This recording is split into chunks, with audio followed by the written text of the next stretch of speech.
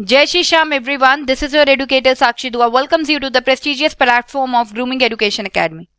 So class 11th में enter कर चुके हैं, कॉमर्स स्ट्रीम ले चुके हैं, ह्यूमैनिटी स्ट्रीम ले चुके हैं, साइंस स्ट्रीम ले चुके हैं जिसमें इकोनॉमिक्स एक ऑप्शनल सब्जेक्ट भी है। लेकिन समझ में नहीं आ रहा है कि इकोनॉमिक्स की प्रिपरेशन कैसे स्टार्ट करें, इकोनॉमिक्स में क्या क्या सीखने को मिलने वाला है क्लास 11th में, ये आपको समझ में नहीं आ रहा है। Then don't worry, we are here to help you out guys. इस वीडियो में स्टूडेंट्स मैं आपको अवेयर करने वाली हूँ about the syllabus of economics for class 11 for the academic session 2025 to 2026। Okay students, तो यहाँ पर मैं आपको बता दूं कि आपको इकोनॉमिक्स की दो बुक्स के बारे में स्टडी करना है। Okay, one is statistics. Okay, statistics आपने मैथ्स में पढ़ी है, आपको पता है mean, median, mode, standard deviation, mean deviation. Okay, ये सब आपको सीखने को इसमें मिलने वाला है। ठीक है, इसमें प्रैक्टिकल ज्यादा रहेगा, मतलब न्यूमेरिकल्स काफी ज्यादा रहेंगे। ओके, एंड थियरी भी है, ऐसी बात नहीं है कि थियरी नहीं है, बट यस न्यूमेरिकल्स काफी हाई क्वांटिटी में आपको यहाँ पे दिखने वाले हैं और बहुत ही मजा आने वाला है, इंटरेस्टिंग होने वाला है स्टैटिस्टिक्स की बुक करना उन स्टूडेंट्स के लिए जिनको मैथ्स में काफी अच्छा इंटरेस्ट है। ओके स्टूडेंट्स, अब बात करते हैं नेक्स्ट बुक की जो की है micro economics. Micro economics students one of the main branches of economics होता है जिसमें हम एक कंज्यूमर के बारे में, एक प्रोड्यूसर के बारे में, एक मार्केट के बारे में स्टडी करते हैं। Okay students, so micro economics की बुक भी बहुत ज्यादा इंटरेस्टिंग होती है। ठीक है, इसमें बेसिकली हम ये देखते हैं कि सेटिस्फैक्शन कैसे आती है एक कंज्यूमर को, एक प्रोड्यूसर को। ठीक है, एक मार्केट में इक्विलिब्रियम पॉइंट कब आता है। ओके, सो ये बुक भी बहुत ज्यादा इंटरेस्टिंग है। इसमें भी न्यूमेरिकल्स भी रहेंगे और थियरी भी होगी, न्यूमेरिकल्स एंड थियरी दोनों है स्टूडेंट्स इसमें, लेकिन एज कंपेयर टू स्टैटिस्टिक्स इसमें आपको न्यूमेरिकल्स कम दिखेंगे। ओके, और अगर इन दोनों बुक्स की वेटेज की बात करें तो देखिए इकोनॉमिक्स का जो आपका फाइनल एग्जाम होता है वो 80 मार्क्स का कंडक्ट होता है। दोनों बुक्स की इक्वल वेटेज है, यानी कि ये भी 40 मार्क्स एंड ये भी 40 मार्क्स, दोनों इक्वल वेटेज रखते हैं। ओके स्टूडेंट्स, चलिए अब मैं आपको सिलेबस बता देती हूँ इकोनॉमिक्स का। इकोनॉमिक्स का सब्जेक्ट कोड रहने वाला 030। ओके, सो 80 मार्क्स का आपका पेपर होगा जिसमें पार्ट ए है स्टैटिस्टिक्स फॉर इकोनॉमिक्स, और यू कैन सिंपली से स्टैटिस्टिक्स बुक। ठीक है, जिसमें आपको यूनिट्स दिखेंगी। फर्स्ट यूनिट इज इंट्रोडक्शन, जिसमें स्टैटिस्टिक्स के बारे में आपको नॉलेज दी जाती है, मीनिंग क्या है स्टैटिस्टिक्स का, इंपॉर्टेंस क्या है स्टैटिस्टिक्स की, and many more things like this, stages क्या इन्वॉल्व इन स्टैटिस्टिक्स में, etcetera. Okay students, and next unit जो आएगी वो आएगी collection, organization and presentation of data. Okay, and उसके नेक्स्ट यूनिट जो आने वाली है वो आने वाली है स्टैटिस्टिकल टूल्स एंड इंटरप्रिटेशन की। फाइन, ये बुक आपकी 40 मार्क्स की है जिसमें से introduction, collection and organization and presentation of data and statistical tools and interpretation जो है, ठीक है, वो ओवरऑल 40 मार्क्स की वेटेज रखते हैं। Introduction and collection, organization and presentation of data की वेटेज है 15 marks, where statistical tools and interpretation की वेटेज है 25 मार्क्स। और यही अगर मैं बुक बी की बात करूं, ठीक है, सेकंड बुक की बात करूं, that is introductory micro economics. इसमें आ जाता है introduction, consumers, equilibrium and demand, producers, behaviour and supply, forms of market and price determination under perfect competition with simple applications. Okay students, so ये book भी आपकी 40 मार्क्स की रहने वाली है as already discussed. Introduction and consumers, equilibrium and demand की जो unit है, ठीक है, उसकी टोटल वेटेज रहेगी 18 मार्क्स। इंट्रोडक्शन की वेटेज है 4 marks and consumer equilibrium and demand की वेटेज है 14 marks. Producer, behaviour and supply की वेटेज रहने वाली है 14 marks and forms of market and price determination under perfect competition with simple applications ये रहने वाली है 8 मार्क्स की। ओके स्टूडेंट्स, एंड 20 मार्क्स का आपका प्रोजेक्ट वर्क भी होता है जो अलग से होता है, इसमें आपको प्रोजेक्ट फाइल बनाने को दी जाएगी इकोनॉमिक्स से रिलेटेड। फाइन स्टूडेंट्स, तो ये प्रोजेक्ट के बारे में तो हम बाद में बात करेंगे कि कैसे बनाना है, क्या चीजें इंक्लूड करनी है एंड मेनी मोर थिंग्स। सो चलिए स्टूडेंट्स, अब मैं आपको डिटेल में बताती हूँ कि यूनिट वाइज आपको कौन कौन से टॉपिक्स पढ़ने हैं। तो यूनिट 1 इंट्रोडक्शन, स्टैटिस्टिक्स की हम बात कर रहे हैं सबसे पहले। ओके, यूनिट 1 इंट्रोडक्शन में आपको बताया जाएगा इकोनॉमिक्स क्या है, ठीक है। स्टैटिस्टिक्स की नॉलेज आपको डिटेल में दी जाएगी, like meaning, scope, functions and importance of statistics in economics. Unit 2 is related to collection, organization and presentation of data, ठीक है। ये स्टेजेस है स्टैटिस्टिक्स की। ओके, कलेक्शन ऑफ डेटा से रिलेटेड हम बात करेंगे sources of data, primary and secondary data के बारे में, कैसे बेसिक डेटा को कलेक्ट किया जाता है, ठीक है। सैम्पलिंग क्या है और उसके कॉन्सेप्ट्स क्या है, मेथड्स क्या है कलेक्टिंग डेटा के, and some important sources of secondary data, census of India क्या है, ठीक है, नेशनल सैंपल सर्वे ऑर्गेनाइजेशन क्या है। देन हम बात करेंगे ऑर्गेनाइजेशन ऑफ डेटा की, इसमें हम बात करेंगे meaning and types of variables, frequency, distribution etcetera. Next हम बात करने वाले हैं प्रेजेंटेशन ऑफ डेटा के बारे में। ओके, प्रेजेंटेशन ऑफ डेटा में क्या है, tabular presentation and diagrammatic presentation of data के बारे में आपको बताया जाएगा। लाइक जियोग्रामेटिक फॉर्म्स की बात करेंगे हम यहाँ पे, बार डायग्राम्स, पाई डायग्राम्स एक्सेट्रा। फ्रीक्वेंसी डायग्राम्स के बारे में बात करेंगे, कैसे इनको प्रिपेयर करना है। बार डायग्राम्स में भी इनकी प्रिपरेशन भी देखेंगे, पाई डायग्राम को भी कैसे प्रिपेयर करते हैं ये भी देखने वाले हैं।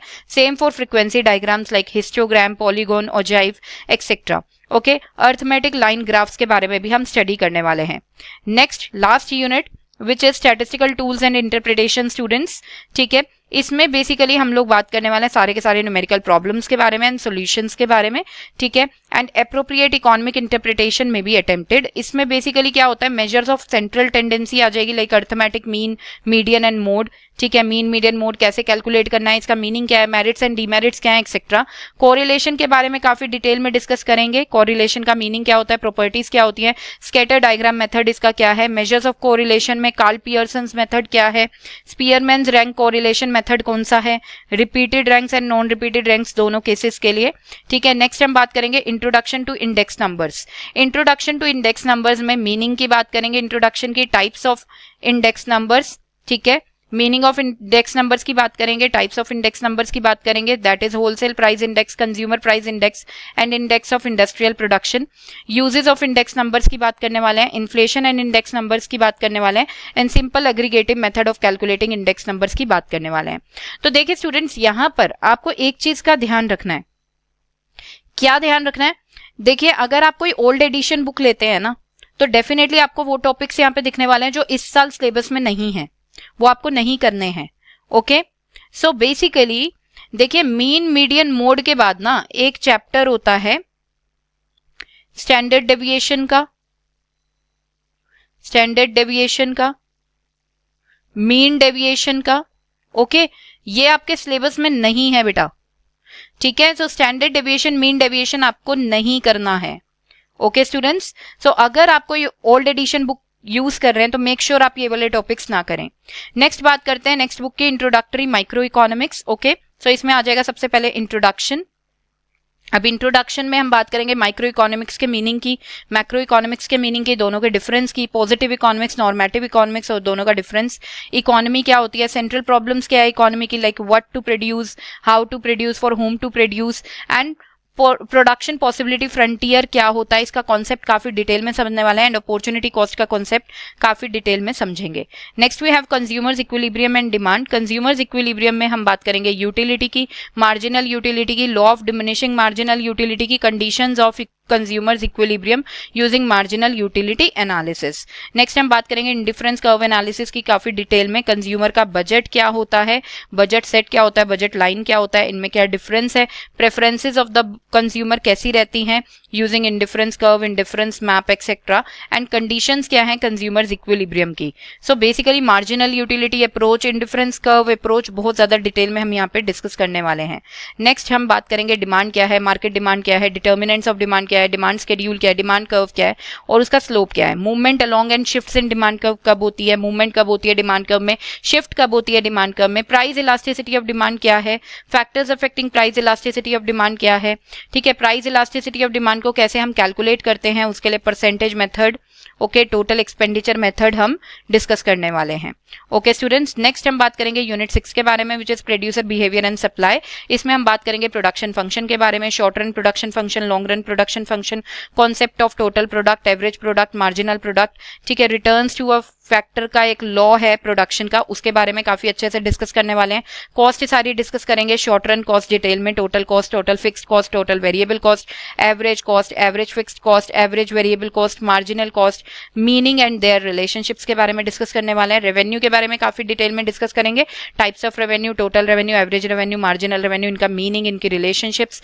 ओके, नेक्स्ट हम बात करेंगे प्रोड्यूसर इक्विलिब्रियम के बारे में, meaning of producer equilibrium and conditions of producer equilibrium using marginal revenue and marginal cost approach.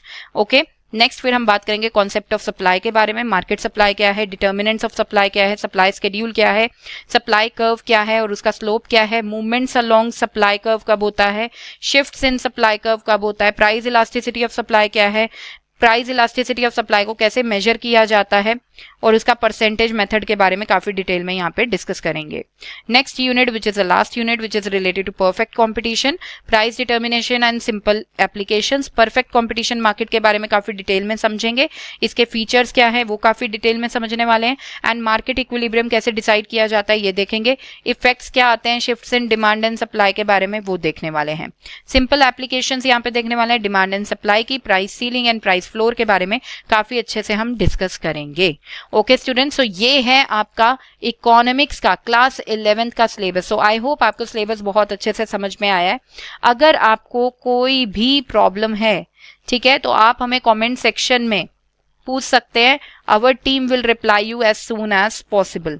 Okay students, and students देखिए, आप देख सकते हैं कि बेसिकली ना जो ओल्ड एडिशन बुक थी ना उसमें फॉर्म्स ऑफ मार्केट होता है, फॉर्म्स ऑफ मार्केट, ठीक है। अब फॉर्म्स ऑफ मार्केट में ना आपको एक्सप्लेन किया गया होगा मोनोपोली मार्केट के बारे में, मोनोपोलिस्टिक कंपटीशन मार्केट के बारे में, मोनोपोलिस्टिक कंपटीशन मार्केट के बारे में, ठीक है, एंड ओलिगोपोली मार्केट के बारे में, ठीक है। तो आपको सिर्फ परफेक्टली कॉम्पिटिटिव मार्केट करनी है, आपको मोनोपोली मार्केट नहीं करनी है, मोनोपोलिस्टिक कंपटीशन मार्केट नहीं करनी है, ओलिगोपोली मार्केट नहीं करनी है। आप देखिए सिर्फ परफेक्ट कंपटीशन आपके कोर्स में है बेटा, तो वही करेंगे। अगर ओल्ड एडिशन बुक है तो monopoly, monopolistic competition, oligopoly market नहीं करनी है, ठीक है। एंड यहाँ पर बात करते हैं प्रोड्यूसर बिहेवियर एंड सप्लाई में, आपको law of returns to scale दिया हो सकता है, ठीक है, जो कि आपके सिलेबस में नहीं है फॉर द टाइम बीइंग, आप उसे इग्नोर कर सकते हो, ठीक है। Okay students, so I hope आपको बहुत अच्छे से समझ में आया है। चलिए बात कर लेते हैं थोड़ा सा आपके फाइनल एग्जाम की। तो आपके फाइनल एग्जाम में या आपके यूनिट टेस्ट होंगे या आपके हाफ ईयरली एग्जाम्स होंगे, कोई भी एग्जाम हो इकोनॉमिक्स के, 1 मार्कर क्वेश्चंस होंगे जो कि एमसीक्यू बेस्ड होने वाले हैं, 3 मार्कर्स क्वेश्चन होंगे, 4 मार्कर्स क्वेश्चन होंगे एंड 6 मार्कर्स क्वेश्चन होंगे। ओके स्टूडेंट्स, और क्वेश्चन किसी भी तरीके के देख सकते हैं, आपको केस बेस्ड क्वेश्चंस भी आते हैं, केस बेस्ड क्वेश्चंस भी आते हैं जहां पे आपको पैराग्राफ दे दिया जाता है और आपको कुछ questions related to that paragraph पूछा जाता है and you need to answer that. Okay, assertion reason questions भी हम एक्सपेक्ट कर सकते हैं, assertion reason questions are expected. Okay, diagram based questions are expected. कि डायग्राम दे दिया, फिर आपको based on that analysis of diagram आपसे आंसर पूछा जा रहा है। Numericals are expected. Okay students, आपको कुछ ना कुछ कैलकुलेट करने को दे देंगे, calculate marginal revenue, calculate total revenue, fine. तो ऐसे क्वेश्चंस एक्सपेक्टेड है बेटा, ठीक है। तो इसलिए आपको इकोनॉमिक्स को बहुत अच्छे से स्टडी करना है। Okay students, so I hope आपको यहां तक ये वीडियो बहुत अच्छे से समझ में आई है। अगर आपको ऐसा लगता है कि आपको वाकई में सिलेबस बहुत अच्छे से समझ में आया है, then please hit the like button and subscribe the channel if you are new to our channel. And यहां पर मैं सेशन को एंड करना चाहती हूं। मिलते हैं हमारे नेक्स्ट वीडियो में। Till then bye bye, take care, जय श्री श्याम।